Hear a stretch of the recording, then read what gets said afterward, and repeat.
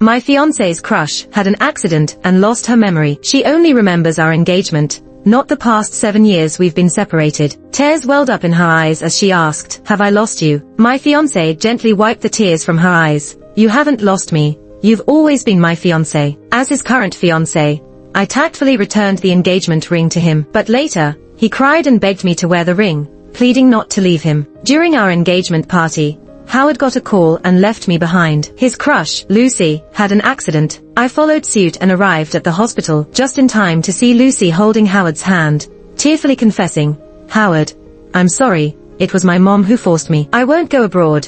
I want to stay here with you. Even if my mom doesn't recognize me, I won't abandon you. If you really go bankrupt, I'll find a job to support you." Howard's body tensed slightly. He then comforted Lucy softly and asked the doctor about her condition. The doctor explained that Lucy had hit her head and lost the memories of the past 7 years. She only remembered the time when she was about to get engaged to Howard before her mother asked her to break up and go abroad. Howard looked at Lucy with a mix of emotions. I knocked on the door, breaking the slight romantic atmosphere in the ward. Lucy looked at me blankly. "Who are you?" I approached Howard, holding his hand. "I'm Emily, Howard's fiancée." Lucy, pale and desolate, gazed at Howard. "Have I lost you?" Almost reflexively, Howard shook off my hand, causing me to stagger slightly. He gently wiped away her tears. "You haven't lost me. She's just a friend. My fiancé has always been you." Turning to me, his face devoid of tenderness, Howard coldly said, "Get out." Lucy was Howard's first love. They were high school sweethearts who dated through college. But during their senior year, when Howard's business faced difficulties, Lucy broke up with him and went abroad. They were about to get engaged when she left. That's when I stepped in. I fell for Howard on the first day of college, but he had a girlfriend then, so I kept my feelings to myself. After their breakup, I supported Howard through his tough times. It took 7 years for him to propose to me, but when Lucy returned, I immediately lost my position as his fiancé. As Howard shook me off earlier, I knew I had lost. He didn't return the whole night. In the morning, I placed the engagement ring on the bedside table and left the house we had lived in for years. Before moving to a new place, I stayed in a hotel. I checked my phone and saw no reply from Howard to my breakup message, only a friend request, which made me think of Lucy. 2 hours ago, she posted a status, "Fish soup made by someone special." Despite losing 7 years of memories, the taste seems timeless. The picture showed hands pouring soup from a thermos, and I recognized the watch on the hand as the birthday gift I gave Howard last year. It was our thermos. It dawned on me that he had come back, but was too engrossed in catering to Lucy that he didn't notice my departure. During my week-long stay in the hotel, Lucy updated daily posts of the soup Howard made, all her favorites, all made by him personally. While I had cooked for him for 7 years, I had never tasted his soup. I remembered a time when I was injured, and I wanted him to cook for me. He said he couldn't and took me out to eat. Now I realized it wasn't that he couldn't cook, but rather, I didn't deserve it. On the day I moved to the new place, I remembered some items in the bridal house. Howard had purchased a house before our engagement, planning to move in together afterward, so we had already started moving things there. However, now that I wasn't with him, I took half a day off and went to collect my belongings. To my surprise, upon opening the door, I saw 2 suitcases in the hallway. As the door opened, Howard and Lucy emerged together. They seemed to be in the middle of a light-hearted conversation, but their expressions changed when they noticed me. Lucy looked puzzled. "Howard, why does your friend have the key to your house?" Howard seemed momentarily lost in thought upon seeing me, but upon hearing Lucy's voice, he regained composure, avoiding eye contact with me. "I'm usually busy, so I asked her to take care of the house." Lucy thanked me. "Thank you for taking care of the house so well." Silently, I headed straight to the room. On the wedding bed lay a large teddy bear, Lucy's. When setting up our bridal house, I had suggested a small bunny figurine for the bed, as it was small and could fit on the bedside table. But Howard declined, saying it was childish. Yet, he had allowed Lucy to place a big teddy bear on it. It was the same bed we had chosen together. As I silently contemplated the bear, I began to pack my things. From outside, voices of Howard and Lucy conversing could be heard intermittently. "Howard, did you plant this? Do you remember when I told you I wanted to plant lilies on the balcony in the future? This painting, wasn't this the one we bought when we went on a trip together? You still have it. Do they still sell the Pikachu-themed cookware? Isn't it a limited edition? An open kitchen. Does that mean you'll be cooking for me in the future?" I realized there were traces of Lucy everywhere in that house. The things he claimed to love were actually what Lucy liked. He had worked so hard to decorate the house, not for his wife, but for Lucy. However, fate seemed to favor him and finally grant his wish. I thought I would feel heartbroken, but strangely I felt a sense of calm. Dragging my suitcase out of the room, I happened to see them sitting on the sofa in the lobby. Howard was blowing on Lucy's tea. Upon hearing the noise, they both looked up at me. Lucy smiled faintly at me. Are you leaving? When will you come back? Can you help me bring a vase next time? The lilies on the balcony are blooming beautifully. I want to cut some for the vase. I won't be coming back, I said, without looking back, walked away. While waiting for the elevator, Howard caught up with me. Lucy had nowhere to stay. She had just been discharged from the hospital and needed rest. The environment here is good, so I let her stay here temporarily. No need to explain to me, after all, we're just friends. I replied. Howard frowned, sounding a bit impatient. I knew you would think too much. I was just saying those things to comfort her. Can't you see that? Howard hesitated, then furrowed his brow deeply. A week ago, I had messaged you about breaking up. I don't know if you were too busy taking care of Lucy to see it, or you saw it and ignored it. So, let me say it again, Howard, let's break up. You're breaking up with me because of Lucy, I said. I told you there's nothing between Lucy and me. I just pity her, want to take care of her. She had a car accident and lost her memory. It's already tough enough for her. Taking care of Lucy every day has been exhausting. Can you stop causing a scene? I just smiled faintly, handed over the house key. Congratulations on getting what you desired. At the company's anniversary celebration, when I saw Howard and Lucy together, I was not surprised. In the company, he's the boss, and I'm the director. It's inevitable to meet in such occasions. The company's employees didn't know that Howard and I had broken up. So this time I didn't attend the event with Howard, as I did in previous years. Instead, Howard had another woman by his side, which caused many people to glance back and forth between us, stirring up quite a bit of talk. Even though they tried to keep their voices low, Lucy overheard some of it. Lucy's face turned a bit sour. She tugged Howard's sleeve and looked at him with a somewhat distressed expression. Howard tried to comfort her, whispered something in her ear, and Lucy's face lit up with a smile. After staying in the banquet hall for a while, I grabbed a drink and went outside to the pool to get some fresh air. Suddenly, Lucy appeared beside me, a change in her demeanor, no longer fragile and helpless, instead, a hint of pride. She flicked her hair and said, Howard didn't want to announce my status as his fiancé earlier. He was protecting me. Oh, so, why would you be subjected to criticism? I turned around, she grabbed my hand, looked agitated and said, stop pretending. I can't stand your aloof attitude. You should be sad and upset being dumped by Howard.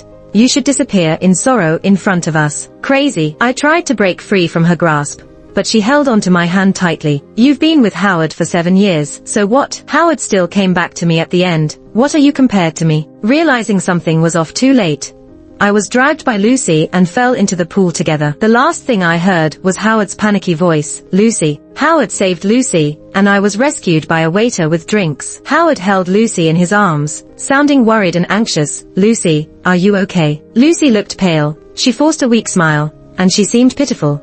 I'm fine. Don't blame Emily. It wasn't deliberate. Only then did Howard, who hadn't looked at me at all, cast his gaze my way. Emily, how could you do this? Lucy just got out of the hospital. Her body is still recovering. You're too much. Apologize. I twisted my wet skirt in my hand, looked into his angry eyes, and calmly said, then let's go watch the surveillance footage. After watching it, whoever owes an apology will apologize. We always book this hotel for the annual party, and I was quite familiar with the surveillance layout inside the hotel. At least I remember there was one by the pool. Lucy's face changed suddenly, and she whimpered, Howard, I feel dizzy. Please take me to the hospital. Howard looked panicked and picked up Lucy to leave. Wait a minute. I stood up slowly and calmly said, Howard, give me back my dowry. Howard looked stunned, frozen in place as if struck by lightning. I knew he remembered. At that time, Howard's family was on the verge of bankruptcy. Against my parents' objections, I sold the house that my parents bought for me as a dowry to relieve his urgent situation. After taking a breath, his company slowly recovered, and later on, it continued to grow more successfully. I once told him that if I ever asked for my dowry back, it meant that I didn't want him anymore. Even when we broke up, I never thought of asking for it back. After all, when the company started to grow, he gave me some shares, which would be worth more than the $3 million from selling the house. But now, I felt he didn't deserve it. He seemed to remember the past and his face showed some emotions. Emily. He glanced down at Lucy, his expression changing. He hurriedly left with her in his arms. Of course, I didn't miss the provocative and mocking look Lucy gave me before Howard turned away. Everything turned out just as she said. I was nothing. An old employee came up to me, somewhat angry and worried. Howard was out of line. Emily, are you okay? I smiled unconcernedly. I'm fine. I don't care anymore. The fall into the water made me catch a cold. I took 2 days off, and the next day, I received a call from Howard. Where are your things? Where did you go? I sniffed. We broke up. So of course I moved out. There was a pause on the other end. I don't agree with the breakup. You don't need to agree. You're jealous to an excessive level. If you're upset about me taking Lucy to the annual party last time, I can explain. Lucy was bored at home, so I took her out, and I haven't even mentioned you yet. You pushed Lucy into the water, and now she's caught a cold. I caught a cold too. You caught a cold? Your voice sounds a bit hoarse. How did you catch a cold? I hung up the phone. I was afraid I'd lose my temper. For the first time, I found Howard disgusting. Thinking about meeting him tomorrow at a meeting, I immediately took 2 more days off. When I returned to work, my cold had almost cleared up, just leaving me with a bit of a stuffy nose. However, Howard inexplicably placed a pile of medicine on my desk and told me to drink more hot water. I pushed the medicine back to him. Thanks, but I don't need it. After work, Howard stopped me at the company's entrance. Let me take you to the hospital. I frowned and stepped back. No need. I'm fine already. Your voice sounds congested. How could you be fine? Come on. You don't want to take medicine, so I'll take you to the hospital. It's not good to drag out an illness. I evaded his attempt to hold my hand, a summer blanket, a winter fan. What nonsense? He paused, then added, even if I have to go to the hospital, I can go by myself. Don't bother yourself, your former boyfriend. Go back to accompany your Lucy. Howard was stunned. I thought I had made myself clear enough, and was about to leave. Emily, Howard. 2 voices overlapped. Why did you come over? Lucy ran to Howard's side, holding his hand, and sweetly said, I came to pick you up after work. Did you forget we were going out to dinner and a movie tonight? I should have left, if it weren't for Lucy's challenging and overly triumphant eyes. This immediately reminded me of something. Since you're both here, let's resolve the last issue while we're at it, I said lightly. Last issue? Howard looked at me in confusion. I'm sorry, we're busy. We're going out for dinner. Lucy pulled Howard's sleeve, trying to leave. In just a few minutes, I sent them something, and they took a look. Lucy glanced at it casually, but her expression changed in the next moment. Howard looked at Lucy in disbelief.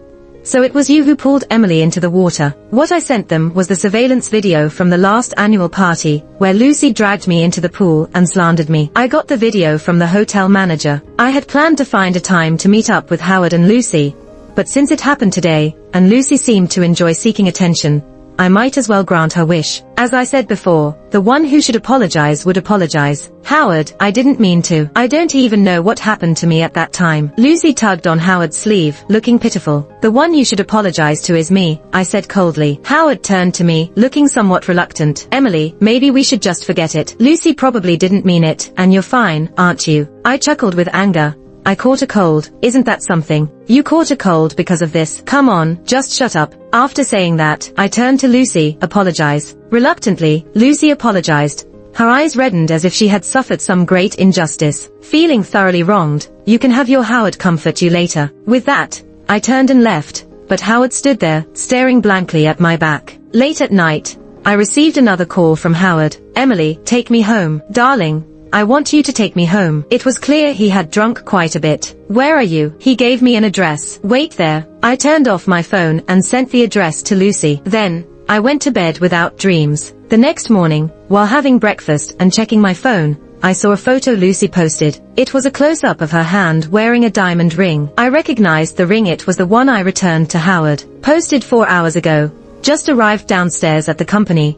A figure rushed at me and slapped me before I could react. It was Lucy. She looked disheveled, her eyes bloodshot, completely different from her usual innocent appearance. She pointed at me angrily. Emily, you bitch. What did you say to Howard? He kicked me out. You homewrecker. Howard, who saw the situation, walked over and slapped Lucy across the face. I was surprised and glanced at Howard. Lucy covered her face in disbelief, staring at him. You hit me. Then, she glared at me, turned around, and tried to run away. There was no way I was going to let her get away. I grabbed her arm, and when she turned around and saw it was me, The joy on her face immediately froze. She thought it was Howard grabbing her. Hit me and then want to leave. Howard just hit you for me. What more do you want? I yelled, leaving Lucy looking very aggrieved as she turned to Howard. Nothing, I replied coldly, giving her a slap. I looked at the two in front of me and said, I have no interest in your little drama. Whether you want to act out a tortured love or a reunion after a long separation, don't bring it to me. I'm not interested in being a pawn in your relationship games. Before Lucy left, she glared at me fiercely. Emily, let's talk. Lucy never lost her memory. She was lying to me. It turned out that after Lucy brought Howard back from the bar last night, she found a diamond ring in his pocket. Lucy just put it on without thinking. When Howard woke up, for some reason, he forcefully took the ring off Lucy's finger. They had a quarrel, and Lucy inadvertently revealed that she hadn't actually lost her memory. I was angry when I saw the ring on her finger. You should be the one wearing that ring. Now tell me, were you thinking about me? I'm sorry. It wasn't intentional. I didn't mean to. Whether it was intentional or subconscious, it just goes to show that deep down, you still love Lucy. No, it's not like that. I admit I was confused, but now I understand my feelings. I love you, Emily. Lucy pretended to lose her memory to win me back. I won't give her a chance again. I promise you. I won't have any contact with her. Will you come back to me? Lucy was not the only one invested. You both were. Howard looked distraught, still saying, no, it's not like that. Suddenly, as if remembering something, he had a glint of hope in his eyes, taking a velvet box out of his suit pocket. Inside was the engagement ring that I had returned and Lucy had later taken a photo of. He looked at me, his eyes pleading with a hint of hope. Emily, it's been 7 years. Can you let go? Give me a chance. I won't disappoint you again. The person who deserves to wear this ring will always be you. Saying that, Howard tried to put the ring on me, but my fingers remained curled up, refusing to cooperate. He paused and looked at me in astonishment. So, please, don't act all loving in front of me anymore, because really, it's just disgusting. If you truly feel guilty towards me, then please return my dowry. Also, I pushed the coffee he ordered for me towards him. I don't like iced Americano. Maybe that's Lucy's preference. That night, I received a 3 million transfer from Howard. He said it was to return my dowry, but that he wouldn't give up on me. I didn't take it seriously. However, the next day at noon, Howard showed up with a multi-layer insulated lunchbox. Emily, I made some dishes for you, along with soup. Please see if you like them. He eagerly and gently opened each layer of the lunchbox, looking at me expectantly. Howard's actions attracted the attention and admiration of many colleagues. You don't have to do this, take it away. Since Howard didn't move, I threw the lunchbox into the trash. He continued to deliver for a few days, and every time, I threw them all in the trash. After that, he stopped sending them. One evening, I suddenly received a series of photos from him. The lilies that were blooming perfectly on the balcony of my bridal chamber were all cut off. The mural in the hall had been changed to stickers very similar to the ones I bought at the time. There were various styles of rabbit dolls on the big bed in the room. I had removed all traces of her, and from now on, only you will be here. Emily, I love you. I didn't reply to him at all. Soon after, I saw these photos again on social media. In all the years we had been together, Howard had never shown any public display of affection. When I was younger, I used to watch people around me show off their love and felt a bit envious. I once thought about asking him to post something, but he firmly refused, saying that our relationship was our business and didn't need to be shown off. He was firm and had no room for negotiation, so I stopped thinking about it. Things that I once desired and that would have made me happy and touched in the past now just felt annoying and disgusting. My phone buzzed continuously, and it was Lucy sending a series of insults. Bitch, what did you tell Howard again? Did you force him to send them? Have you no shame? Howard was just temporarily deceived by you. He will eventually come back to me. I sent the chat screenshots to Howard and replied to Lucy. I've sent the chat screenshots to your dear Howard. Best of luck to you. Then promptly deleted Lucy's messages. Howard sent me a lot of messages, but I just replied, can you stop grossing me out? If it weren't for work, I would have deleted him immediately. He quieted down for a few days, and I thought he might have given up. Until one night, when I went downstairs to take out the trash, and saw the familiar SUV. Howard was leaning against the car, with cigarette butts scattered on the ground. When he saw me, his eyes lit up. He somehow found out where I lived, and I was irritated. I planned to ignore him and walk past him, but he grabbed my arm. I'm going abroad for a month. I just want to see you once. I pulled away and was about to speak. Then his phone rang.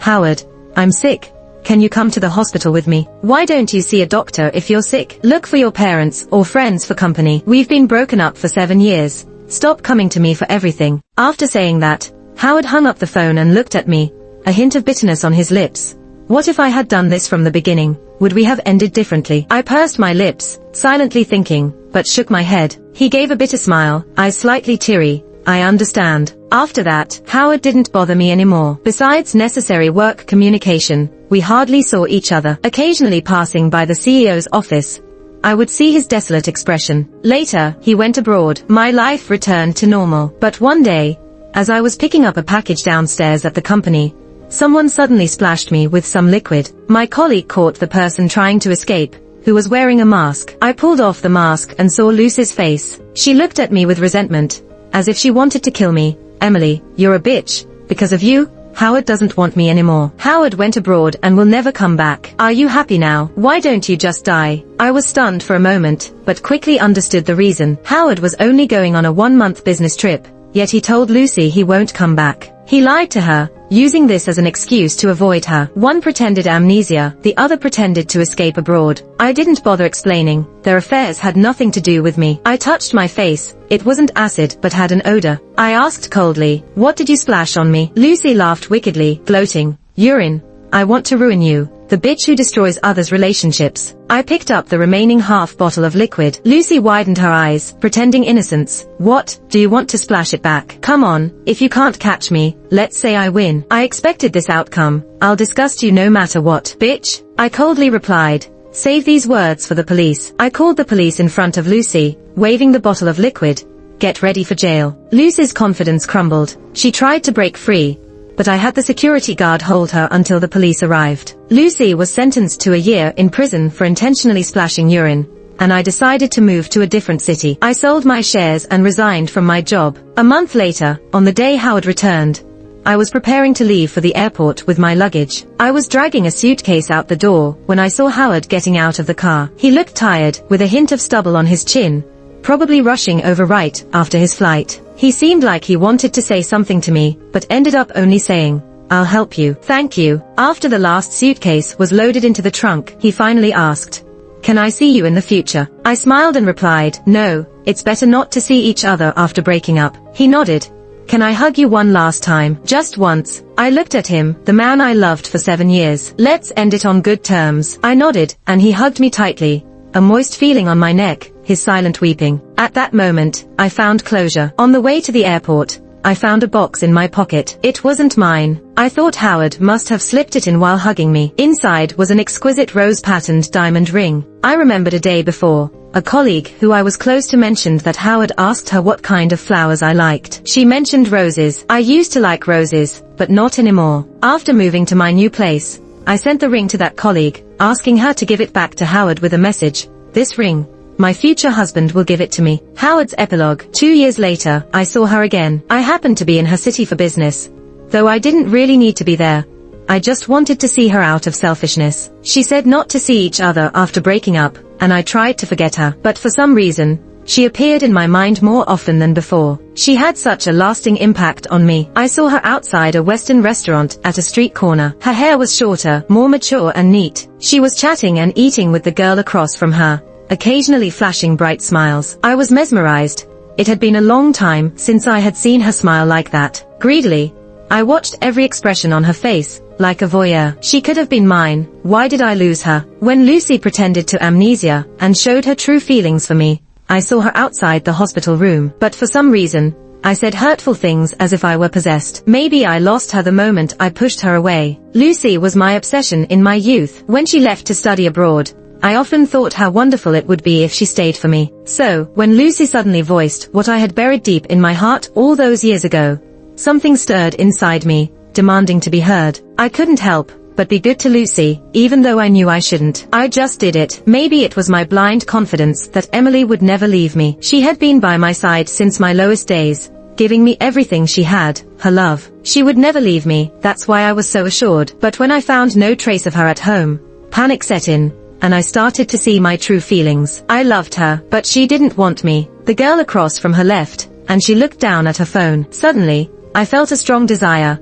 hoping she would look up and meet my gaze. Maybe that look could change something. The girl said something to a man nearby and motioned for him to come over. He walked over, sat across from her, a gentle smile on his lips as he opened a velvet box. Her eyes widened with surprise. After nodding, the man placed a rose-cut diamond ring on her finger. In the ample light, I saw it was a rose gold diamond ring. It reminded me of when she had a colleague return a ring I had custom designed for her in Paris for a month, saying the ring should be given by her future husband. People around were clapping and offering their blessings. Meanwhile, tears fell from my eyes unnoticed. I knew I had lost her forever.